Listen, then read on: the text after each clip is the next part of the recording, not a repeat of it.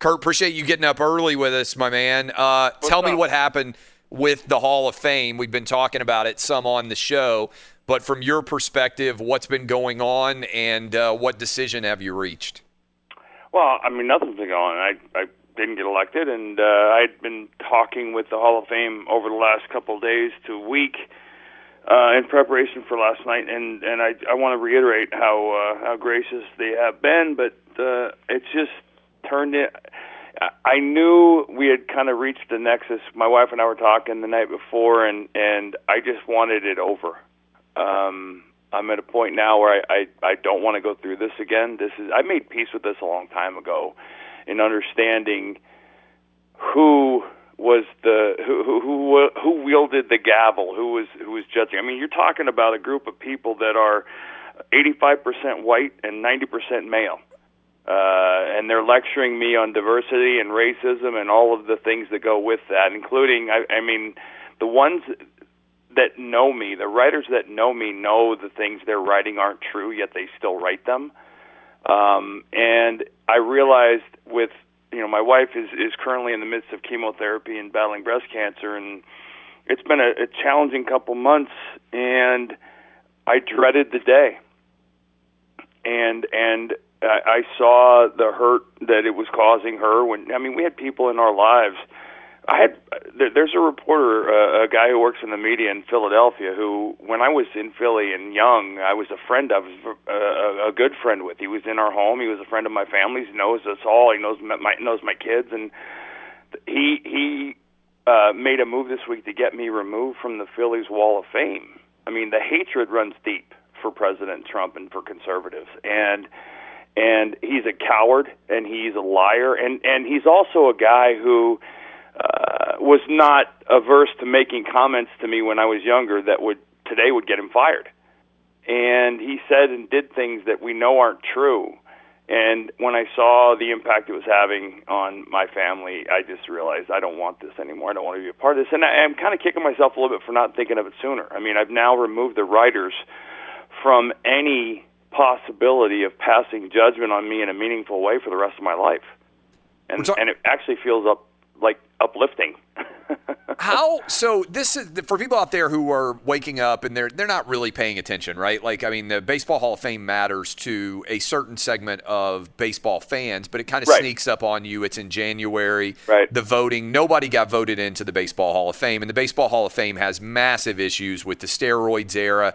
And there's a huge debate about what to do with guys like Bonds and Clemens and all those guys. I think it has a massive issue with the voters. I mean, we're looking. Listen, when over a third of the voters can vote for 10 players and other voters vote for none, there's a huge flaw in the process. When voters can use the character clause at will and selectively, I mean, guys and it was made very clear by the people that went public about not voting for me why they didn't, and a lot of it had, some of them lied, some of them said that, the tweet of me supporting the violence at the Capitol, which is a lie to begin with, is the reason I didn't vote for him. Well, that tweet came out 6 days after they submitted their votes. So that didn't happen. It's interesting. So let's take a step back. Let's just pretend. So the reason I'm setting the table here is let's pretend that Curt Schilling has never made any political statement ever, right? Let's begin with that as the presumption. Are you, in your opinion, in the Hall of Fame if you have never publicly made a single political statement, left or right wing or independent or anything other than hey, I'm Curt Schilling, I play baseball. Absolutely, that's all I comment unequivocally guaranteed, yes. Absolutely unequivocally guaranteed. Are you in the Hall of Fame if you had been a Bernie bro, if you were a big Obama guy, if you were big Biden guy, if you had supported left-wing politics, are you in the Hall of Fame? Yes. So the only reason that you are not in the Hall of Fame is because you are, in your opinion, a Donald Trump supporter. Well, let me ask you this: if you're going to judge someone's character, I played 22 years. I played with probably well over and against a couple thousand players. I have never, ever, and I never will have, a former teammate or competitor of mine say that I've ever done or said anything racist, sexist, homophobic, transphobic, or any of those things. There's no writer that's ever going to come out and tell you that I threatened to lynch them, ever. There's no writer that's ever going to come out and tell you I said or did any of the things that they claim that are part of my character. But they're going to keep me. This goes back to 2004. The nexus of all this is the day after we won in 2004, when I came out and supported President Bush. Things went.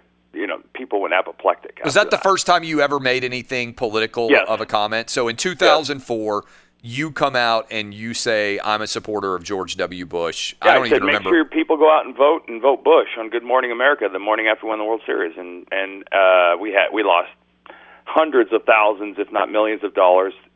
Because at that time, for people to kind of put that into context, George W. Bush is running against John Kerry, who is a senator from Massachusetts. Right. So you play for the Boston Red Sox in the state of Massachusetts. Right. You guys and the Red Sox ownership made it clear how upset that I was even remotely acting political, and I shouldn't come out and do anything. And the next day they were flying John Kerry around on John Henry's private jet. Right. The hypocrisy is embarrassing. But the fact of the matter is, this is a group of people who voted for and have a pedophile, a man in the writers' wing of the Hall of Fame who molested his niece. And after that went public and everything happened, they voiced their support of him as a writer and said, well, he's in there because of his writing, not because of, quote, the other stuff. And that's these same people again that voiced their displeasure at my, again, the things that they claim are just not true. I didn't voice my support for violence at the Capitol. I voiced my support for protest, which this country is built on, protesting things you disagree with. But these same people voted for a man who beat his wife. They voted for a man who beat an elderly man. They voted for two guys who cheated, and when caught, they lied to ruin the lives of other people. So, all of this stuff is a maelstrom of things that add up to these people being absolutely in no position to judge anybody. For that, and here's the other part, Clay. I played 22 years. I traveled for 22 years. I saw these guys in public. I know what they did on the road. I know how they acted on the road. And alcoholics, adulterers, all of it. There's tons of them.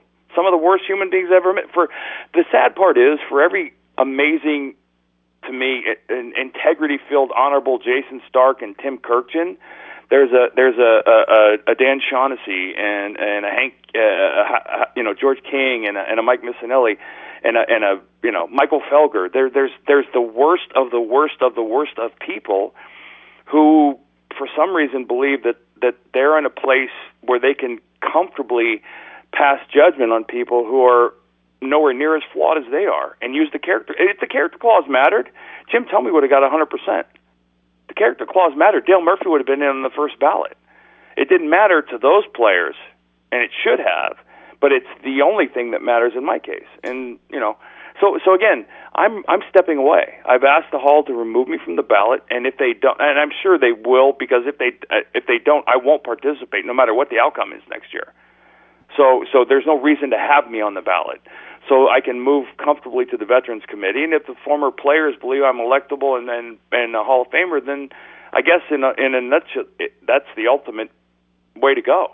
So this seems to me, regardless of the politics of anybody out there listening, if you are correct, and I think you are, that if you had never made any political comment at all, you would be in the Hall of Fame, and that if you had made supporting left-wing candidates a hallmark of your political commentary, that you would be in the Hall of Fame.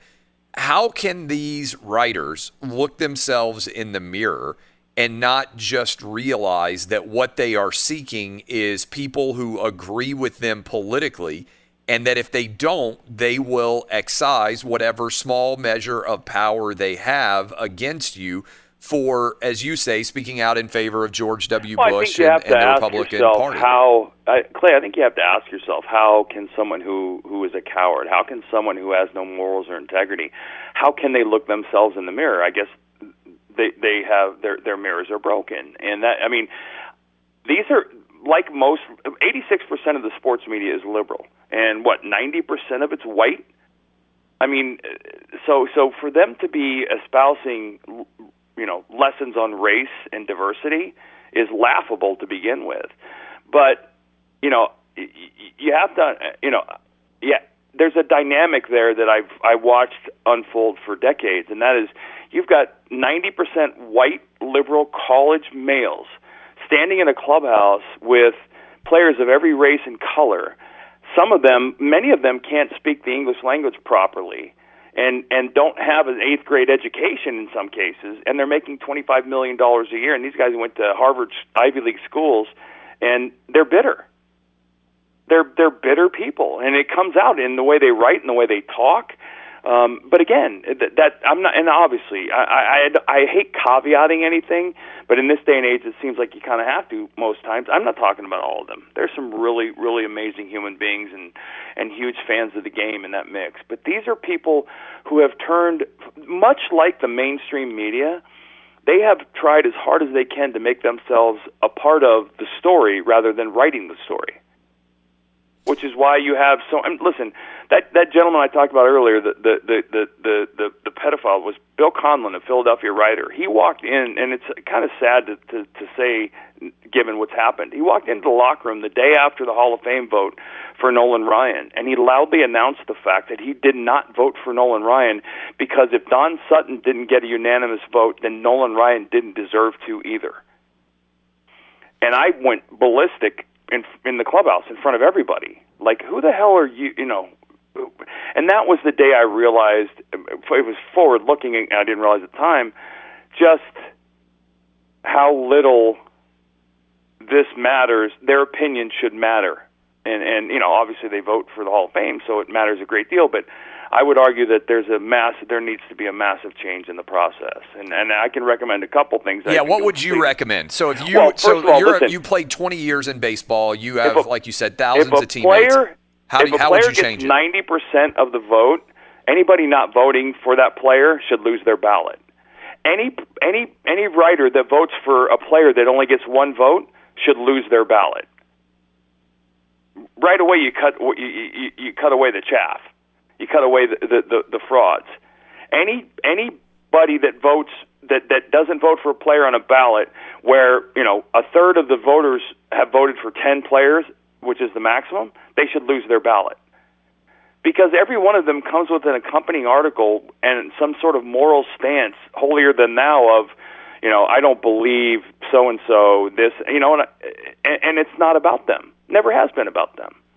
Do you think that and I'm not an expert on the Major League Baseball Hall of Fame, but now that the writers have made it pretty clear that they're not going to put you in because of your politics, do you think that you will get in through the veteran side, through player decisions? I have absolutely no idea, and I honestly, I stopped, like I said, I've been at peace for this for a long time, but if the players vote me in, if the former players were to vote me in, you know, with bells on, what an honor that would be, because their opinions, they're valid opinions, right? I mean, listen, I don't know what your depth of sports knowledge is, but I promise you it's better and more articulate and more insightful than probably 50 to 90% of the people that interviewed me at my locker.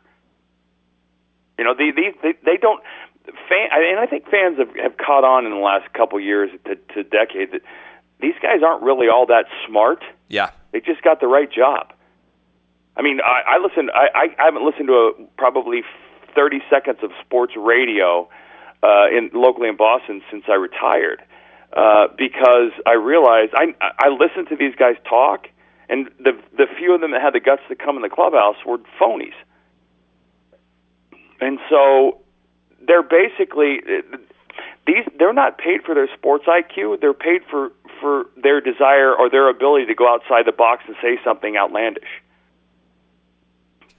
Curt Schilling, I got to tell you, I think it's absolutely, I mean, to me, it's an easy argument to make that if you're going to use the character clause to keep you out of the Hall of Fame, then you should have to use that character flaw. You know, if it's a flaw to have political opinions, it should be content neutral and applied to everybody. And frankly, it's not. And the reason you're not going to be in the Hall of Fame, according to the baseball writers, is because your political opinions are different than theirs, which is the very foundational level of cancel culture. Right. Well, I mean, this is it. I mean, they are and again, I can't think, and I hate to say it like this in blanket statement because it's not. Because like I said, for every Tim Kirkjian and Jason Stark and just quality human being, there are 10 dirtbags. And those people are given the same task, which just seems wrong.